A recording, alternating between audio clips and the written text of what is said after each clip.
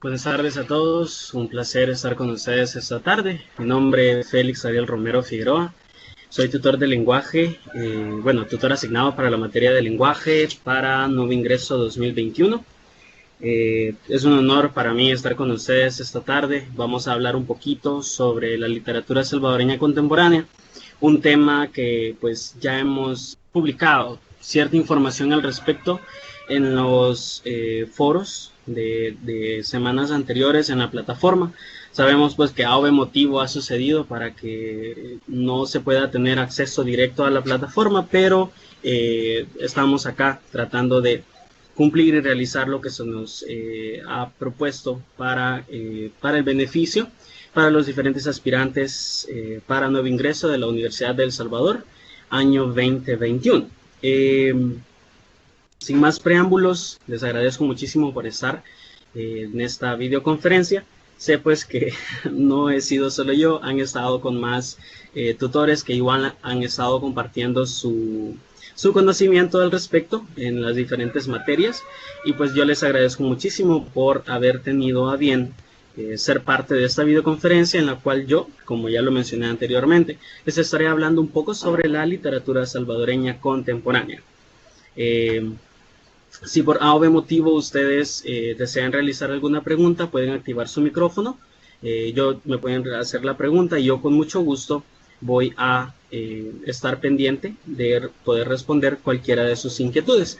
No necesariamente tendría que ser al final. Si ustedes a o B motivo desean hacerlo durante las diapositivas, yo con mucho gusto voy a estar realizando una pausa y comentando al respecto o resolviendo alguna inquietud que ustedes tengan con respecto al tema a desarrollar esta tarde. Como ya lo mencioné, sería la literatura salvadoreña contemporánea. Y pues acá vamos a leer un poquito, en este caso, sobre esta diapositiva, la cual es la literatura salvadoreña contemporánea. Ha sido diversa tanto en géneros literarios como en autores. Sabemos pues que los géneros literarios son aquellos como la novela, el cuento, la anécdota, la bibliografía, la historiobiografía, etc. Algunos de ellos aún se encuentran con vida, como lo es Manio Argueta, José Roberto Sea. Ellos todavía están con nosotros, y otros pues ya han fallecido, en el caso de Roque Dalton, en el caso de Hugo Lindo. Sin embargo, siguen vivos en sus letras, y cada vez que alguien pues los lee es como estar en una conversación con ellos. Cuando una persona escribe, pues se sabe que está plasmando sus ideales, sus ideas, y está plasmando sus pensamientos. Es como estar entrando en la mente del escritor y poder tener como una reseña del punto de vista de este. Por esa razón es que vamos a estar verificando información con respecto a estos escritores. Sabemos que la literatura salvadoreña contemporánea, lo estamos hablando de ahí por 1944 en adelante, luego de la caída del general Maximiliano Hernández Martínez. Antes de eso tuvimos otros escritores, por ejemplo, al autor del Mínimo Vital. Tenemos también a Francisco Gavidia. Estas personas estuvieron pues con nosotros en la patria y estuvieron escribiendo sus ideas, y por esa razón es que ellos se puede considerar como los inicios de la literatura salvadoreña. Sin embargo, ya si hablamos de la literatura salvadoreña contemporánea, es de 1944 hacia acá. El punto de partida de la literatura salvadoreña contemporánea. Establezcamos como inicio de este pequeño viaje en el tiempo aquel momento cuando hubo un golpe de estado al ingeniero Arturo Araujo. Sí, el 1 de marzo de 1931 tomó posesión de su mandato. Fue aquí donde comenzó una pequeña idea de derrocamiento por parte de una persona muy cercana a él. Estamos hablando de Maximiliano Hernández Martínez. Y el mismo 2 de diciembre de ese mismo año se realizó un golpe de estado. El país entró en una serie de cambios notorios de toda índole, y Maximiliano Hernández Martínez entró en la escena presidencial salvadoreña. Cabe recalcar que Maximiliano Hernández Martínez fue el primer presidente militar que tuvo El Salvador.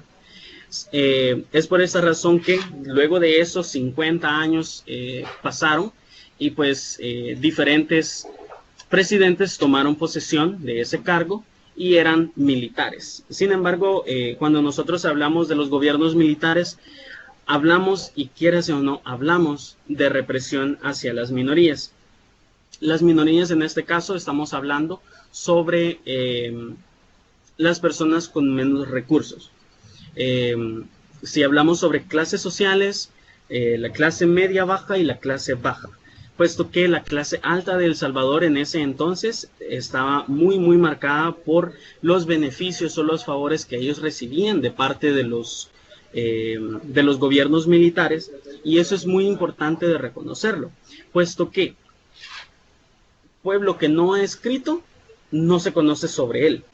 Es por esa razón que surgió de poco en poco los diferentes ideales o los diferentes puntos de partida por medio de los cuales los escritores comenzaron a plasmar sus ideas dentro de los escritos. Es entonces que nosotros tenemos a personas que surgieron en diferentes puntos del tiempo de la década de 1940 en adelante, y tenemos la primera, que es la generación del 44 y la generación comprometida. En la generación del 44 tendremos o verificaremos dos grupos, los cuales estuvieron influenciados básicamente por esa parte de la historia salvadoreña, que es el derrocamiento del general Maximiliano Hernández Martínez, y luego la generación comprometida, que tal y como su nombre lo dice, estaban comprometidos con el surgimiento, estaban comprometidos con un desarrollo no solo social, sino también intelectual, desarrollo económico de parte del país. Entonces, vamos a continuar un poco vamos a continuar hablando un poco sobre cada una de estas generaciones. Vamos a entrar un poco en detalle con ellos.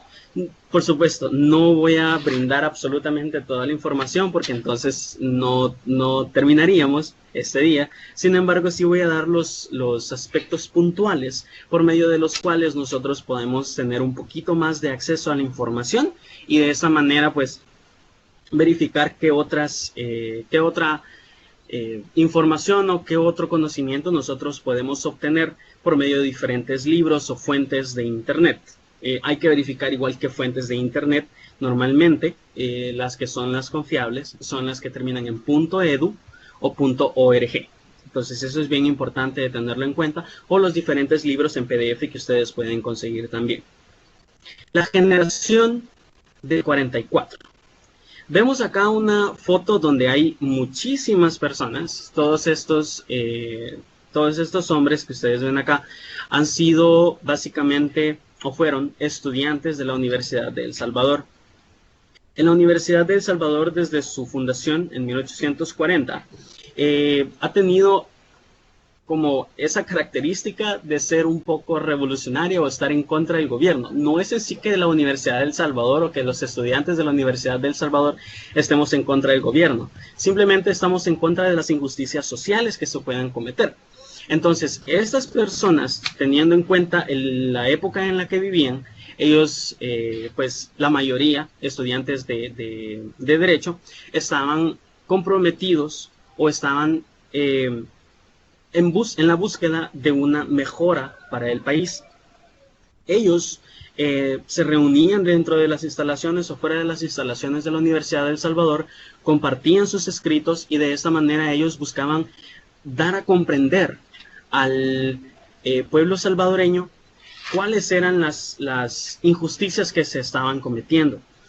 Cuando sucedió el derrocamiento del general Maximiliano Hernández Martínez en 1944, hubo un panfleto a eso de las 11:35 de la mañana de un 2 de abril de ese mismo año de 1944. Ellos estuvieron dando esos panfletos en diferentes puntos de la capital salvadoreña. Habían sido impresos, habían sido escritos por ellos. El panfleto decía básicamente que había que buscar una revolución, que había que buscar una forma de quitarle el poder a Maximiliano Hernández Martínez. En internet ustedes pueden encontrar el texto original del panfleto, pero más o menos rezaba pues que el pueblo debía despertar y buscar una mejora para él mismo, que ellos debían prácticamente derrocar al general Maximiliano Hernández Martínez, que ellos debían buscar una forma de salir de ese agujero en el cual se encontraba la sociedad. Es cierto, Maximiliano Hernández Martínez hizo muchísimos avances, generó más Producto Interno Bruto, con él se aumentó básicamente las exportaciones del café allá por 1932 en adelante. Con él se creó la carretera panamericana, con él se creó el Puente de Oro. Sin embargo, hay un momento oscuro que es la matanza de los indígenas, lastimosamente. Alrededor de 32,000 personas. En Nizalco fueron 25,000 más o menos. Ya con las de Nahuizalco, alrededor de unas 32,000 personas que fueron acribilladas. Feliciano Ama era el principal precursor de este movimiento que estaba en contra del gobierno, y a pesar de eso, Maximiliano Hernández Martínez igual brindó ciertos beneficios para la población indígena, como por ejemplo la adquisición de tierras a muy bajo costo. Y esto es muy importante de recalcar, porque a pesar de que Maximiliano Hernández Martínez brindó todo este tipo de beneficios al país, pero quizás la forma en la que él buscaba que el país estuviese fuera de violencia o estuviese entre las naciones con mayor índice de vivienda baja, en el sentido que las viviendas no eran tan caras para ese entonces, no eran las correctas. Entonces, a base de violencia y a base de recriminación, quizás no fueron las vías o no fue tan viable para que él pudiese establecer un régimen dictatorial en el sentido que él lo hizo. Y usted se estará preguntando, ¿por qué estamos hablando de esto? Básicamente porque vamos a estudiar sobre lo que las personas o los escritores de la generación del 44 expusieron dentro de sus escritos. Es por esa razón que vamos a ver un poquito acá. La generación del 44, un grupo de escritores opositores al régimen Hernández Martínez y seguros de derrocar al presidente del gobierno por 13 años, porque él estuvo básicamente en la dictadura salvadoreña por 13 años, un domingo de Ramos la acción inició. La mayoría de ellos eran poetas y ensayistas. Los poemas eran escritos, eran copiados, eran impresos y eran dados al pueblo salvadoreño para que de esta manera las ideas se fueran propagando de persona en persona. Y se desarrollaron incluso sonetos. Hubo dos grupos en descontento con la dictadura militar, que asesinó a más de 30,000 campesinos en Sonsonate en 1932, y estos fueron el Grupo 6, nombre dado por el número de integrantes, y el Comité de Escritores y Artistas Antifascistas. Recordemos que Maximiliano Hernández Martínez era fascista. Comité de Escritores y Artistas Antifascistas y de Mundo Libre. Gracias a las ideas democráticas y liberadoras, el pueblo se rebeló contra el gobierno, y por la huelga de los brazos caídos, el golpe de Estado surgió de efecto. Tenemos las características de la generación del 44. Esto es muy importante. Tenemos que ellos denunciaban las injusticias sociales y políticas, por supuesto. Cuando hubo la matanza de los indígenas en 1932, esos escritores hicieron diferentes panfletos, hicieron diferentes poemas en representación de su descontento con respecto a este hecho que sucedió.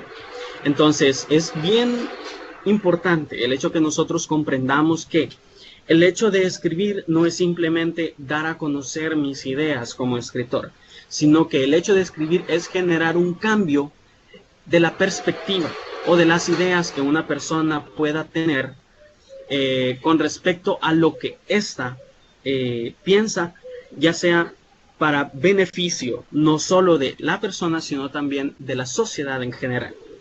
Entonces, la lucha por lo humano es otra, por elevar las condiciones del ser humano sumido en la pobreza. Es muy importante que nosotros también tengamos en cuenta que a la educación en ese entonces no se le prestaba mucha atención. Maximiliano Hernández Martínez realizó sus estudios en Guatemala, no los hizo tan siquiera acá. Es cierto, él nació acá en La Libertad, en San Matías, sin embargo, él fue a estudiar a Guatemala, pero él era de una familia un tanto acomodada, o sea, tenía sus comodidades, tenía sus posesiones, y es por esta razón que él tuvo la oportunidad de ir a Guatemala a estudiar hasta alcanzar el rango de general de brigada. Es por eso que las características de la generación del 44 o en las características de la generación del 44, nosotros incluimos la lucha por lo humano, en este caso, por ejemplo, cuando fue la matanza de 1932. Claro, aparte de eso, Maximiliano Hernández Martínez, si a obra motivo usted realizaba un delito, era raro incluso que usted tuviese un juicio. Casi siempre 1 o 2 días después usted estaba siendo fusilado. Entonces, los derechos humanos no estaban del todo, no eran del todo concretos o ciertos dentro de su gobierno. Y se buscaba la elevación de las condiciones del ser humano sumido en la pobreza. Significa que estas personas denunciaban, o estos escritores denunciaban, que no había una equidad, no así igualdad, no había una equidad. Por ejemplo, Escobar Velado escribió en su poema Patria Exacta, que es uno de los poemas más representativos de esta época, que había 2 o 3 poetas empleados del gobierno que cantaban como canarios tísicos. No lo dice así exactamente, porque no está en el orden, pero él expresa que ellos eran el tipo de poetas que buscaban que el pueblo salvadoreño tuviera un despertar, que no se dejara intimidar por las cosas que se venían realizando dentro del país o dentro de la dictadura de Maximiliano Hernández Martínez. Y es acá donde entra que había otro grupo de poetas que sí, por supuesto no tenemos los nombres, pero había un grupo de poetas que básicamente hacían lo contrario. Daban a demostrar como que si Maximiliano Hernández Martínez, todo lo que él hacía con respecto a las injusticias sociales y humanas eran correctas. Entonces, él dice, nosotros, yo con los explotados, con los que no tenemos tan siquiera leche, no tenemos carne, porque los demás andan en sus Cadillacs. Él habla sobre eso dentro de ese poema. Entonces, está dando la representación de la vida salvadoreña en ese entonces, que prácticamente casi 100 años después no hemos visto un cambio tan radical. Claro, las condiciones de vida han cambiado, sí, pero no ha cambiado por el hecho que haya existido algún gobierno que haya velado por el bienestar del país, sino que prácticamente es porque las personas han buscado una diferencia dentro de sus vidas. Tenemos diferentes opciones por medio de las cuales nosotros podemos salir adelante. La educación es muy principal para eso, por supuesto.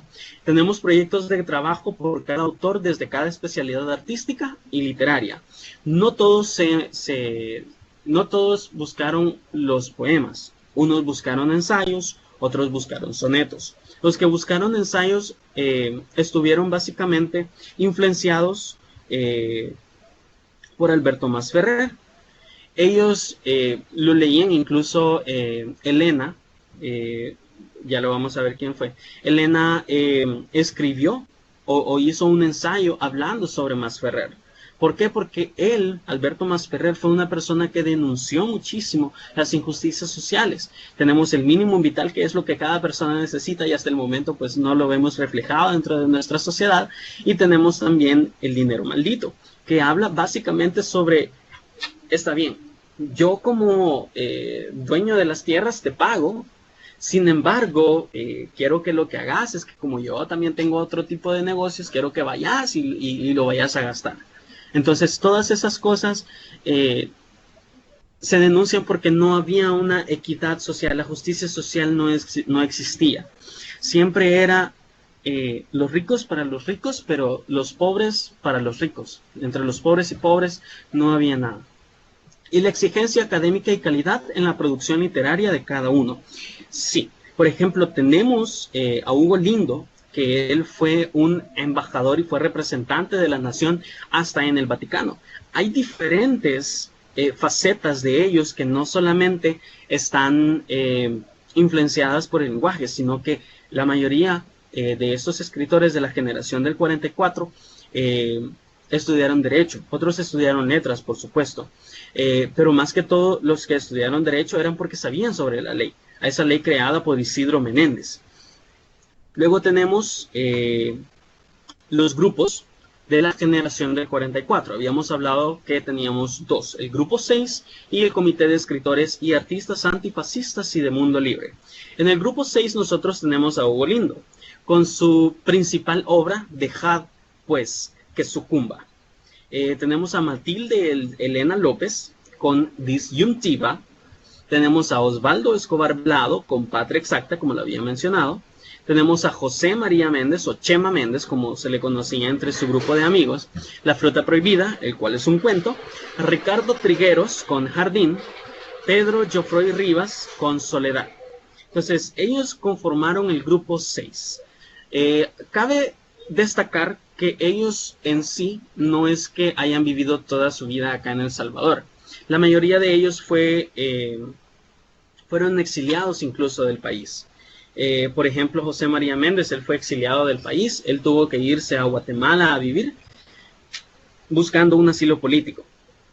Y luego tenemos el Comité de Escritores y Artistas Antifascistas y de Mundo Libre. Entre los principales representantes de este grupo estaban Julio Fausto Fernández, Luis Gallegos Valdés, Antonio Gamero. La mayoría de escritos del Comité de Escritores fueron destruidos por las fuerzas militares. Esto significa que como existía bastante como repulsión hacia ellos, o lo que ellos escribían, pues prácticamente sus escritos eran destruidos, o no se les permitía que ellos continuaran con su generación literaria. Luego tenemos la generación comprometida. Aquí ya entramos un poquito más hacia nuestras décadas, teniendo en cuenta pues que hay incluso escritores de esta generación que aún viven, como lo es Manlio Argueta o José Roberto Sea. Manlio Argueta es el director de la Biblioteca Nacional, así que si en algún momento usted va a la biblioteca y usted pues lo ve, que sepa que vamos a hablar un poquito sobre él este día. La generación comprometida. La generación comprometida comenzó allá por los mediados de los 50, para ser un poquitito más exactos, 1956. Proveyeron a El Salvador con un número de poemas, fragmentos, cuentos, novelas y otros géneros literarios. Aquí ya se había diversificado un poco más, mostrando cuán avanzada la literatura salvadoreña estaba para esos años. La mayoría de ellos fue ganador de muchos premios a nivel internacional, eso cabe destacar. Estudiantes universitarios en su mayoría, tal y como los primeros, denunciaron las dictaduras militares de forma literaria. Por supuesto, comenzamos allá con la primera dictadura militar, pero luego de esos años todavía continuamos con dictaduras militares dentro de nuestro país, y hubo escritores que se dieron a la tarea de denunciar las diferentes injusticias sociales que se estuvieron dando con los diferentes militares o los diferentes presidentes militares de esa época. Esto era a fin de proporcionarle al país una vía de escape para pronunciarse en contra de las injusticias sociales que se cometían. Como representantes de esta generación tenemos a Álvaro Menéndez Leal con Luz Negra, también está la familia Androide, aunque Luz Negra es la principal obra de él.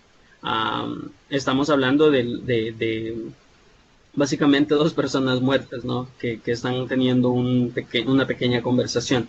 Entonces tenemos a Ítalo López Vallecillos con Ars Vivendi, tenemos a Waldo Chávez Velasco con Presencia, Irma Lanzas, Van los niños descalzos, Mercedes Durand, Espacio de mi voz, a Frida Kahlo, José René Arteaga Rebollo, Parábola del pan y de la leche, Roque Dalton con Pobrecito poeta que era yo, o Las historias prohibidas del Pulgarcito, Manlio Argueta, de quien es el director de la Biblioteca Nacional, con Un día en la vida.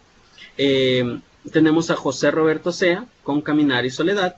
Tenemos a Roberto Armijo con Ángelus, Eugenio Martínez Orantes, Señorita, usted es la primavera, es un poema. Ricardo Bogrand, Alianza de mis manos. Armando López Muñoz, Gladys, Morena Sílfide.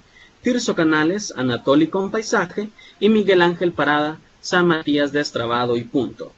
Entonces, si ustedes ven, la mayoría de estos títulos tienen así como la tendencia más o menos de qué se puede tratar, ¿sí? Pobrecito poeta que era yo, porque da la pauta de las injusticias que se estaban cometiendo contra los poetas en ese tiempo, hablando sobre Roque Dalton. José René Arteaga Rebollo, Parábola del pan y de la leche, de qué es lo que hace falta, sí, que nos hace falta, es el pan o la leche o es ambos. Irma Lanzas, van los niños descalzos, claro. No había suficiente dinero dentro de la mayoría de casas salvadoreñas en ese entonces para poder tener con suficiente o darle las correctas calidades de vida a los diferentes niños, ¿sí? O a los diferentes jóvenes de ese entonces, que ya hoy pues son nuestros padres, incluso algunos abuelos. Tenemos las características de la generación comprometida. Proponen una sociedad libre, abierta, democrática y pluralista. Entonces, es de tener en cuenta con respecto a la generación comprometida, que tal y como su nombre lo dice, ellos estaban enfrascados en darle una perspectiva diferente a nuestro país, ¿sí? Darle o proporcionar una clara advertencia que lo que se estaba haciendo, de que lo que se estaba haciendo en ese momento no era lo correcto, que había que buscar una diferencia, había que buscar una mejora por parte de las personas que conformaban la sociedad salvadoreña en ese momento. Lastimosamente, durante los diferentes años, los gobiernos nunca le han apostado a la educación. Gobiernos anteriores han trabajado única y exclusivamente con empresas transnacionales o con empresas privadas. No así, buscando una mejora. No solo a la educación, sino también a la salud, porque, por supuesto, yo puedo tener todas las posibilidades de estudiar una carrera universitaria que gracias a Dios he logrado con esfuerzo y sacrificio, gracias a mis padres y a trabajar, y a Dios también, pero muchas personas no tienen esa oportunidad y la buscan, la anhelan, y yo estoy tan agradecido por eso, porque es como que hay que dar algo muchísimo más allá de lo que normalmente se puede esperar.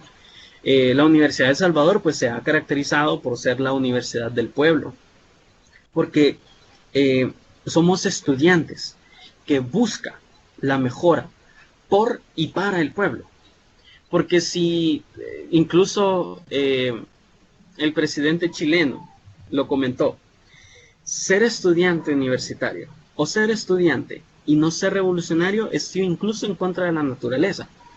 Esto significa que estos escritores estuvieron en la búsqueda de la revolución, no necesariamente con armas, sino la revolución lingüística, para que nosotros pudiésemos establecer una mejora en nuestras calidades de vida. Es por eso que la sociedad libre, abierta, democrática y pluralista, el hecho de no solo decir, que mis ideas no sean tomadas en mal por el gobierno, sino que sean tomadas en cuenta.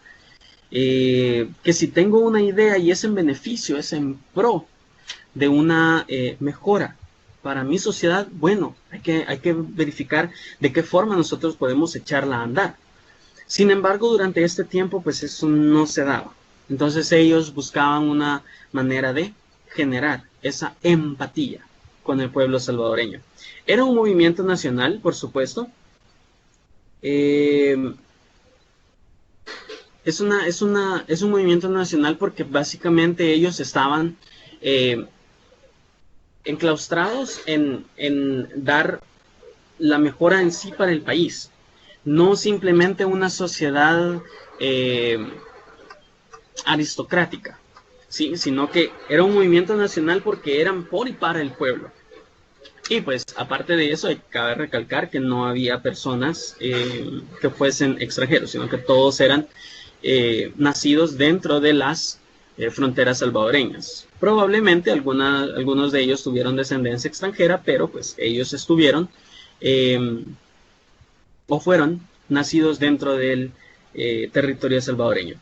La revalorización del arte y cultura de El Salvador. Por supuesto, algunos de estos escritores eran también personas que no solo se dedicaban a la escritura, sino que unos eran escultores, otros eran abogados, ¿sí? Otros eran cantantes incluso. Entonces es bien importante que nosotros tengamos en cuenta que la escritura era el fuerte de ellos, pero no solamente eso era lo que los hacía valer, sino que tenían otras facetas que brindaron un aporte extra a El Salvador.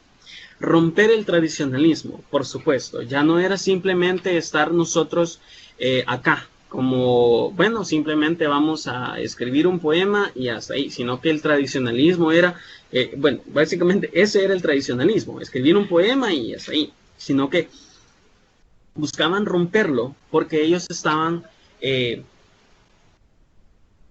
estudiando de qué forma se podía brindar una especie diferente de visión clara, de visión directa con respecto a lo que se podía realizar. Se buscaba una lucha por hacer cambios profundos en la estructura social. Por supuesto, ellos daban a demostrar, por ejemplo, nosotros tenemos un día en la vida, en la cual se ve la manera en la que los diferentes escritores, o bueno, en este caso Manly Argueta, busca que la persona cambie su idea, su forma de pensar, que cambie sus ideas, que busque una manera de cómo mejorar, que busque una manera de cómo salir adelante, ¿sí? A pesar de todas las dificultades que se han tenido durante los diferentes años, pero pues él busca una visión diferente para el escritor.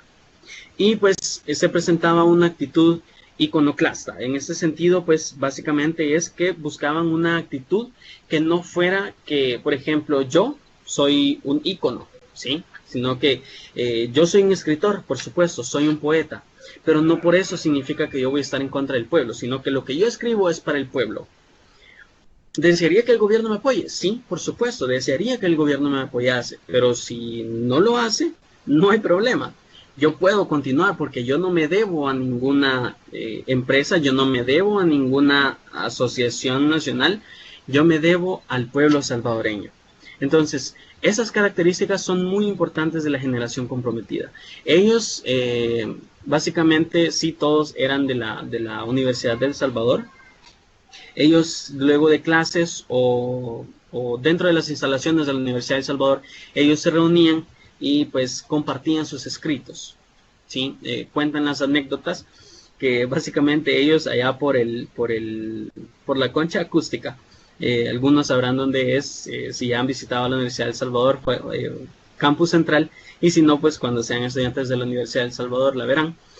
Ahí por la concha acústica, ellos se reunían, hacían el círculo y ellos comenzaban a no solo escribir, sino también a leer. Entonces ellos se daban ideas entre ellos mismos para poder decir, mira, puedes cambiarle acá, o mira, siento que se escucharía mejor de esta manera. No lo hacían en forma de yo soy el mejor, sino de buscar una mejor versión para sus escritos. Básicamente, como la bibliografía, nosotros tenemos a franciscocj.wordpress.com, la generación del 44 y la generación comprometida, por si ustedes lo quieren ver. Tenemos a ecurred.cu, generación comprometida de El Salvador. Tenemos el libro Desarrollo Literario de El Salvador, de Toruño, Juan Felipe. Tenemos la literatura centroamericana del diccionario Jorge Arellano, parte 1, la introducción. Y tenemos lenguaje y literatura 2ga.wordpress.com, contexto histórico de la generación del 44. En este caso, pues muchísimas gracias por su atención. No sé si alguno de ustedes tiene alguna pregunta o alguna opinión que realizarme.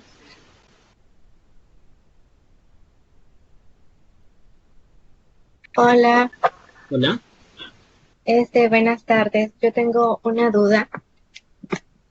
Dígame. Este, Cuando hubo lo de descubrimiento, lo de la conquista y lo de la colonización, ¿verdad? Ujú, Cuando hubo lo de la generación del 44, se dice de que el origen de nuestra literatura nacional, se supone que fue válido mencionar, por decirlo así, o sea, que comenzó, por decirlo así, después de 1908, desde 1821. ujú. Y, pero en una cierta parte yo leí de que dice que se puede rastrear hasta la época colonial, o sea, desapareció o es que todavía está presente. Eso es súper, súper importante. Por ejemplo, cuando nosotros, muchísimas gracias por su pregunta. Perdón, ¿es su nombre? Natalie. Natalie. Vaya, Natalie, vea. Lo que sucede es lo siguiente. Nosotros sabemos que luego de la colonización y nuestra independencia en 1821, no nos independizamos en sí como El Salvador, como una república, sino fue la Sociedad de las Repúblicas del Centroamérica. Entonces, establecer en sí un punto de partida de la literatura salvadoreña, quizás lo podríamos realizar allá por los años 1880 y algo, tal y como usted lo mencionó, con, um, se me ha ido el nombre, um, con Francisco Gavidia. ¿Por qué? Porque él básicamente inició directamente con las diferentes eh, ideas de una escritura salvadoreña. Claro, nosotros teníamos anteriormente diferentes escritores, pero no eran en sí como escritores de géneros literarios como la novela o géneros literarios como el cuento o la anécdota o la fábula, sino que teníamos, por ejemplo, a Isidro Menéndez, que él básicamente creó la mayoría de las leyes salvadoreñas.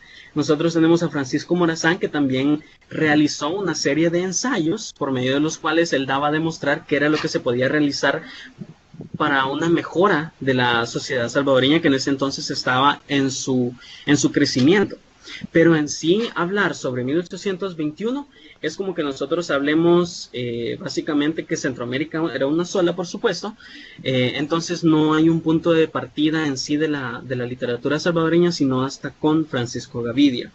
Antes de eso, nosotros podríamos hablar que era dentro del territorio salvadoreño, pero no era en sí salvadoreña la literatura, porque estaba compuesta por diferentes escritores de todo Centroamérica. No sé si le resultó o si quiere que le explique algo más. Sí, es que tenía dudas con eso porque, o sea, por lo que usted dice, de que nuestra literatura Ajá, no tiene un punto de partida, ¿me entiende? Fue como que surgió así bien, ajá, esporádicamente, correcto, sí. ajá, ajá, pero no tiene un punto final hasta el momento, ¿verdad? No, no. Seguimos habiendo personas que todavía escribimos, que todavía publicamos nuestros escritos. Entonces la literatura todavía sigue funcionando, la literatura todavía sigue viva en el país y gracias a ella es que nosotros damos a demostrar los diferentes acontecimientos que se han suscitado dentro de los diferentes años o durante los diferentes años que nuestra historia salvadoreña ha tenido. Ah, ok, muchas gracias. Un placer, Natalie. ¿Alguien más?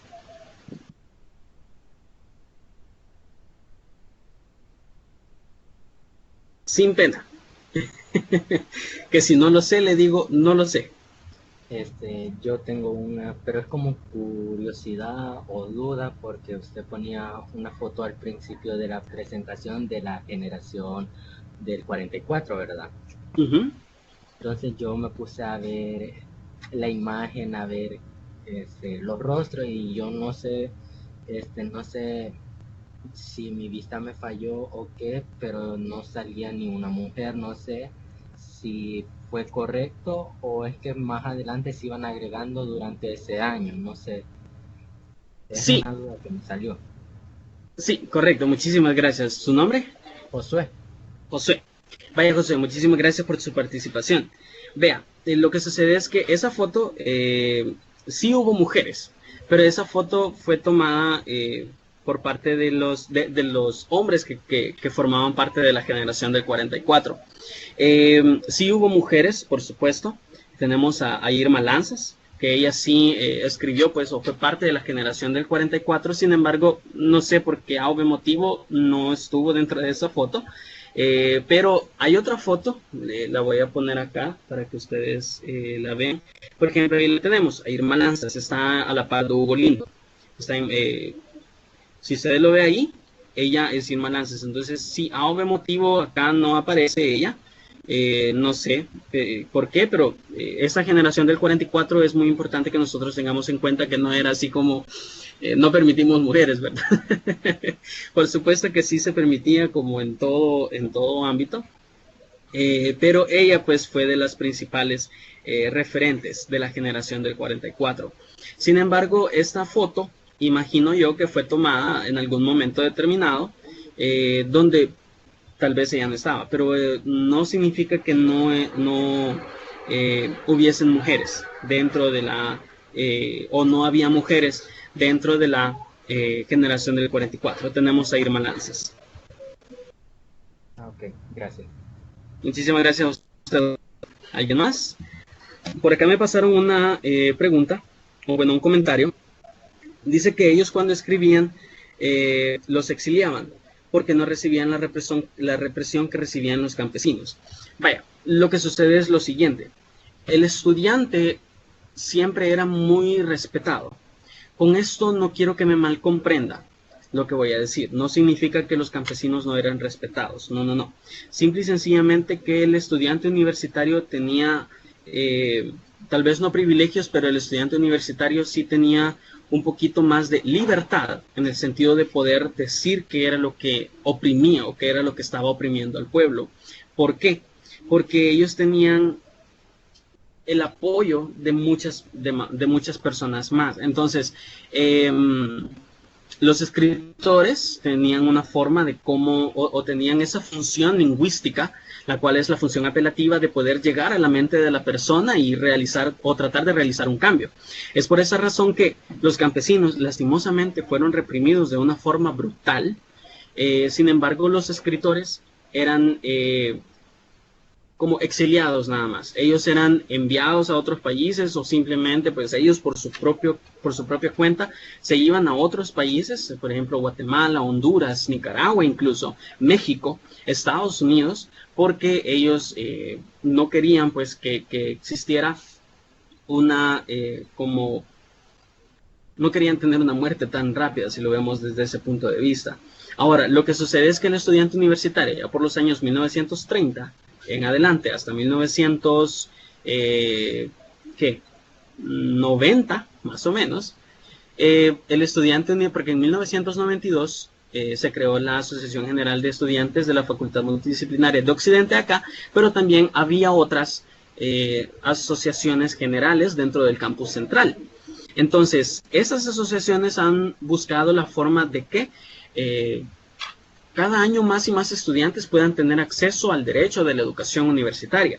Sin embargo, antes de eso no. Es por esa razón que, como se crearon las asociaciones estudiantiles allá por el año 1990 para acá, comenzaron a tener voz y voto dentro de la Asamblea General Universitaria y dentro del Consejo Superior Universitario y las juntas directivas de cada facultad. Entonces, el estudiante universitario allá por los años 1940, 1930, 40, 50, su familia debía tener un poco de comodidad. No era simplemente pues que quizás así como yo no habría tenido en esos años la oportunidad de poder realizar mis estudios universitarios. Entonces, esos escritores sí tenían sus comodidades. Es por esa razón de que no eran así reprimidos brutalmente. Pero me imagino, o sea, ellos no eran así de que no quisieran morir por el hecho de que no quiero morir, sino que era como que todavía tengo algo más que dar. Quiero continuar diciendo las cosas que acaecen en mi país que no están bien. Entonces quizás mi punto de vista con respecto a esto es ese. Muchísimas gracias a la persona Enrique, dice acá que lo comentó. Muchísimas gracias, Enrique. ¿Alguien más que quiera compartir su opinión o quiera realizarme alguna pregunta? Yo tengo otra pregunta. Sí, su nombre, perdón. Natalie. Ah, hola, Natalie, perdón. Sí. Dígame. Este, en lo que se dio de la época del descubrimiento, conquista y la colonización, ¿verdad? En la conquista se dice que fueron las crónicas de Indias y poesía épica. Entonces, fueron como religiosidades que se transmitían o como, porque no entiendo cuando se refiere a crónica. Sí, lo que sucede es que básicamente, muchísimas gracias nuevamente, Natalie. Lo que sucede es que, tal y como en la Edad Media, los escritos, por ejemplo, los milagros de Nuestra Señora o el libro del Buen Amor o el Mío Cid, eran básicamente destinados o eran escritos por personas que tenían en ese entonces el poder de la escritura, mayoría frailes.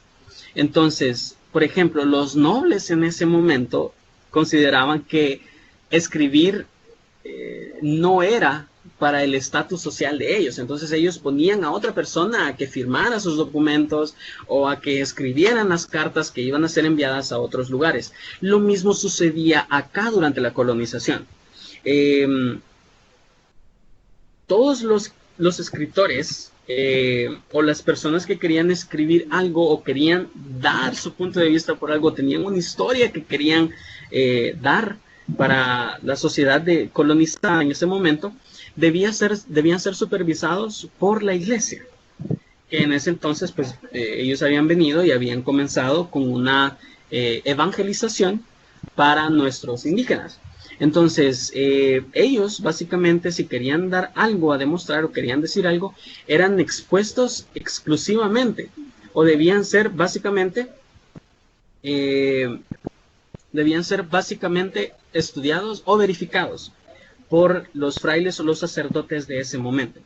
Entonces, las crónicas, sí, por ejemplo, hay un libro, el nombre, miren, no me recuerdo. No sé si es el punterío o el puntero o el puntuario. El puntuario. El puntuario es uno de los pocos libros que se tiene conocimiento que fue dado así físicamente en la colonización, acá en el país, acá en la zona de El Salvador, en la zona salvadoreña. Entonces es muy importante que nosotros conozcamos ese tipo de cosas porque sí hubo escritos, sí había escritos. Lo que sucede es que debían ser verificados por parte de la Iglesia Católica, no era dado así nomás, así como tal y como sucedía en la Edad Media o en el Medioevo, que básicamente ellos pues especificaban que todo tenía que pasar por manos de los frailes y eran los frailes los que escribían.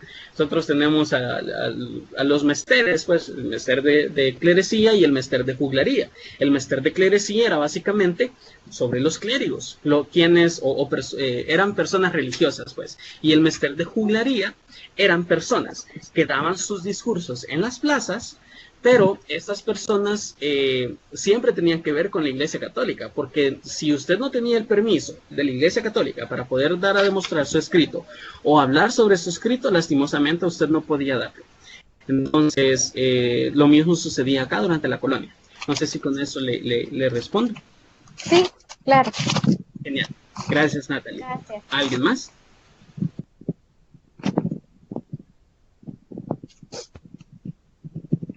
¿Alguna opinión, algún comentario, alguna pregunta, alguna sugerencia de su parte? Tenemos más acá, vamos a ver. Es cierto que Roque Dalton influyó en muchos autores de Europa, en los cuales, nuevamente Enrique, muchísimas gracias, en los cuales enfocaron mucho su pensamiento en lo que estaba pasando aquí en El Salvador. Sí, Roque Dalton es el principal escritor a nivel internacional. Suiza, Suecia, si no mal recuerdo, también Alemania fue de los países que apoyaron mucho sus escritos. Ahora, Cuba fue otro, pero nos vamos a enfocar en Europa porque pues, Enrique acá comenta sobre Europa. Entonces, sí, él influyó bastante sobre lo que estaba sucediendo acá en el país. Sin embargo, recuérdense que no quiero hacer alusión política a nada, no me lo vaya a malentender, pero una sola golondrina no hace nido, como dice el dicho. Entonces, eso es bien importante que nosotros tengamos en cuenta. Roque Dalton fue exiliado, él incluso fue a estudiar a Rusia, porque él estudió en Rusia, estuvo alrededor de 3 años estudiando en Rusia y luego regresó. Entonces, él compartió muchos de sus escritos allá. Entonces, él hablaba sobre todas las injusticias. Sin embargo, el hecho de que, se lo pongo de esta manera, y no quiero que me malcomprenda tampoco, porque en ningún momento yo quiero dar a demostrar nada más que ser claro y directo con lo que nosotros estamos hablando sobre la literatura salvadoreña. Muchos pudieran querer aprobar o apoyar a Roque Dalton en estos países europeos. Sin embargo, si esto podía generar una guerra, o incluso sabemos que para ese tiempo, tal y como en 1948 ya se habían creado las Naciones Unidas, por el escrito de un poeta o de una persona que está denunciando, bueno, no, un país no podía entrar en guerra con otro, no podía invadirlo, no podía exigirle nada porque estaba fuera de su jurisdicción. Sin embargo, él sí apoyó mucho en cuanto a la literatura salvadoreña en la parte internacional, y sí influyó bastante también para los diferentes, para algunos países europeos. Tenemos otra de parte de Asensio. Dice, ¿la literatura salvadoreña tuvo algo que ver con la guerra civil? Sí. Siguiente, ya que mencionaba que los escritores buscaban algo así como el despertar del pueblo para que dejaran de ser oprimidos. Sí, la literatura salvadoreña tuvo muchísimo que ver con la guerra civil. ¿Por qué, Asensio? Se lo comento. Cuando nosotros hablamos sobre la literatura salvadoreña contemporánea, no solo estamos hablando, nos estamos enfocando en estos momentos sobre la generación del 44 y la generación comprometida. Sin embargo, hay más. Entonces, personas que escribieron para la guerra eran personas que habían estudiado a estos señores. Por ejemplo, ellos hablaban sobre el despertar del pueblo, por supuesto. No solamente la generación comprometida, sino también tenemos a Escobar Velado con su poema Patria Exacta, que es un poema claro de revolución. Es un poema directo de revolución. Si ustedes tienen la oportunidad de leerlo, háganlo y se van a dar cuenta. Sí influyó bastante. Tenemos también otra pregunta, no se lee quién lo dice. Dice, ¿hay personas que escriben en esta época? ¿Y en dónde se publican? Hay diferentes formas de publicación. Algunos los publican por medio de La Ceiba, eso es lo más común. Otros que lo hacemos así de forma como más privada, porque nosotros lo que realizamos es patentar primero nuestros escritos, y luego nosotros los damos a las editoriales y las editoriales se encargan de hacerlos o de exponerlos en las diferentes librerías del país. No hay un lugar exacto, pero sí lo hacemos.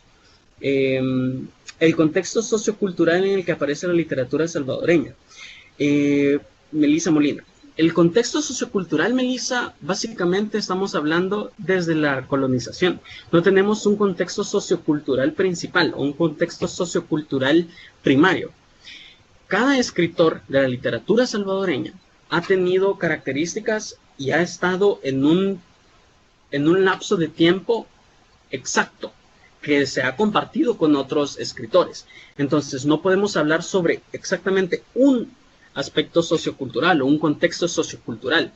Cuando nosotros hablamos de la generación del 44, estamos hablando del contexto sociocultural de la dictadura de Maximiliano Hernández Martínez. Si hablamos de la generación comprometida, el contexto sociocultural de los diferentes gobiernos militares que han estado presentes en nuestra historia salvadoreña. Entonces, no podemos decir exactamente uno, sino que hay diferentes, hay que ver las características, qué era lo que estaba sucediendo en esos años y la razón que los llevó a escribir. Ahí sí ya podemos hablar entonces de un contexto sociocultural, pero no podemos decir que hay solo uno. ¿Alguien más? No sé, algún comentario, algo que ustedes quieran compartir conmigo, tal vez algún comentario, alguna pregunta, alguna inquietud. Muy bien, entonces ha sido un gusto. Muchísimas gracias por haber sido parte de esta videoconferencia. Espero pues que todas las dudas o inquietudes con respecto a este tema se hayan aclarado. Estoy para servirles y espero pues que haya sido de su agrado la presentación y que yo pues les haya brindado la información lo más clara posible. Perdón si en algún momento me disparé quizás hablando demasiado o quizás mezclando demasiado las ideas. Lo siento, todo ha sido con el fin de apoyarle a usted. Sin más que agregar, ha sido un placer. Muchísimas gracias. Espero se cuide mucho. Dios le bendiga y recuérdese, quédese en su casa y si no tiene que salir, no lo haga. Adiós.